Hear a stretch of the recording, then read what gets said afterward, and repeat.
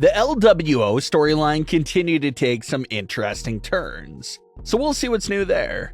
We'll also check out some fun fan theories for Drew McIntyre, latest for Ronda Rousey, and much more. Starting things off with the latest updates for Ronda Rousey. Ronda quietly stepped away from the WWE after SummerSlam 2023, with one final gesture of letting her close friend, Shayna Baszler, defeat her in her final WWE match. Everyone thought that was it. That's when Ronda made an entire retirement post, saying that there was no longer any need for her to remain in WWE, that she will be retiring and entering this new chapter of her life. Well, only 3 months later, and Ronda Rousey is back in the wrestling ring, surprising fans. Ronda just made her Ring of Honor debut during a recent taping, and it has fans feeling surprised, shocked, and confused. Also, not to mention that the Ring of Honor is technically under the AEW umbrella. Fans started to wonder if this counts as Ronda Rousey signing with AEW, and how she could even make more appearances for them down the line.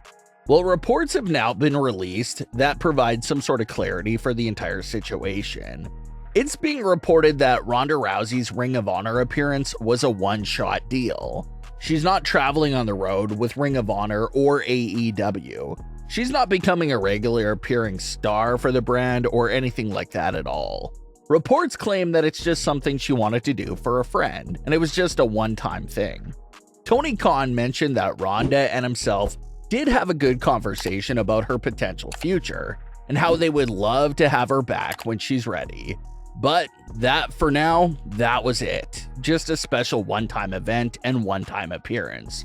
Ronda Rousey has been having lots of fun competing at several different smaller promotions, and now, of course, this surprise Ring of Honor appearance.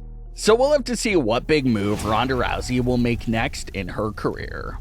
Santos Escobar made his official solo heel debut on the November 17th edition of Smackdown, and it did not disappoint at all. The first big thing to point out about Santos Escobar's new heel appearance is that it was inspired by the legendary fictional character Tony Montana from the film Scarface. Santos later confirmed that his look was inspired by Tony Montana by posting a side-by-side picture of the two similar outfits. And for anyone that's ever seen Scarface, they'll definitely be well aware that Tony Montana is not someone to be played with. He's a very brutal and vicious character from just about every aspect. So, if Santos Escobar is taking inspiration from Tony Montana, not only for his outfits, but also taking inspiration from Tony's mentality and mindset as a character, that could mean that Santos Escobar's heel persona is about to be something to behold and witness for sure, to say the least. But getting back to the promo segment for Santos Escobar, he comes out to the ring to explain himself and his actions that he did towards Rey Mysterio. Santos explained that Rey Mysterio was his hero, how he based everything in his career early on to be similar to Rey's.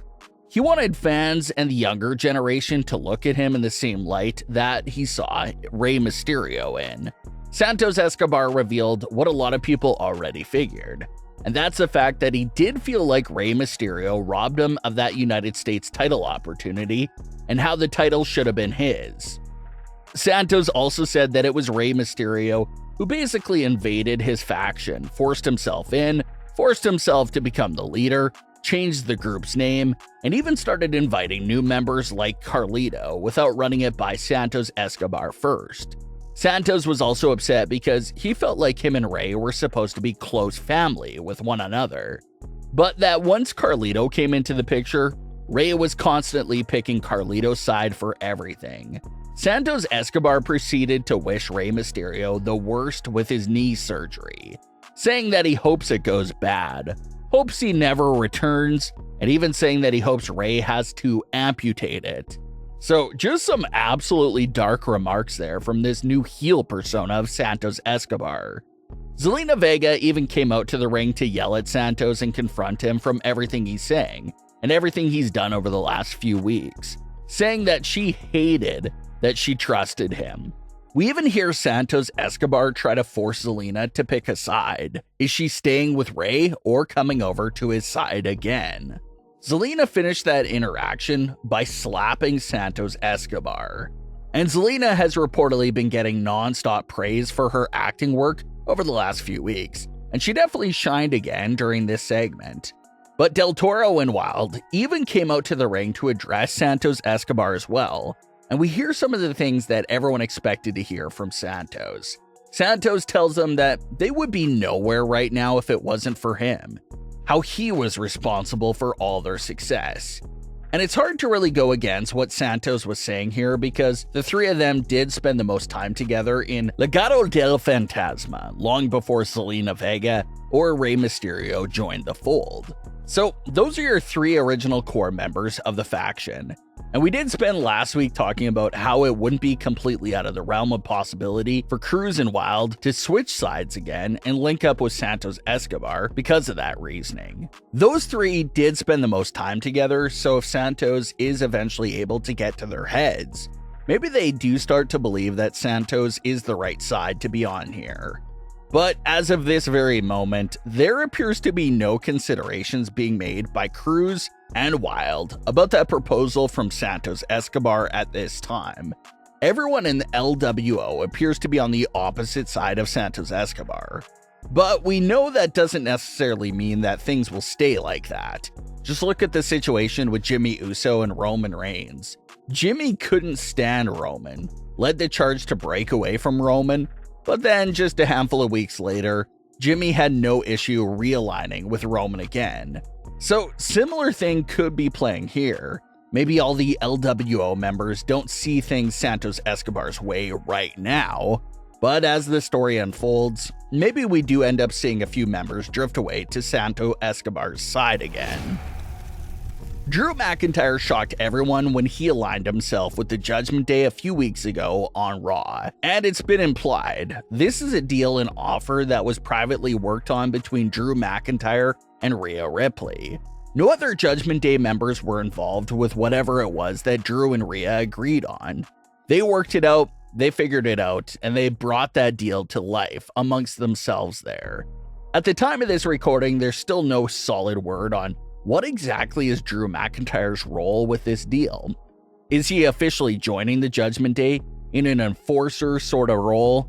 Is he just a temporary ally of the Judgment Day, and then he'll go back to handling his own business as a heel?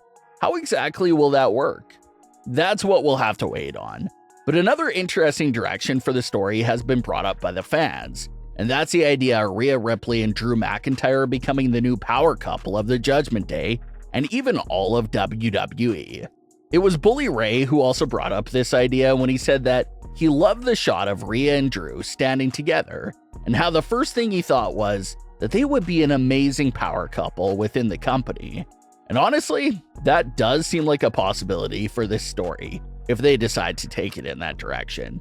Maybe it starts off strictly as business-related agreement, but maybe Rhea and Drew's character do find an extra spark there beyond their business agreement, and that generates a lot of tension and drama for the faction. Rhea and Dominik have been together for well over a year, and there's been no one that really has caused drama between Rhea and Dominik.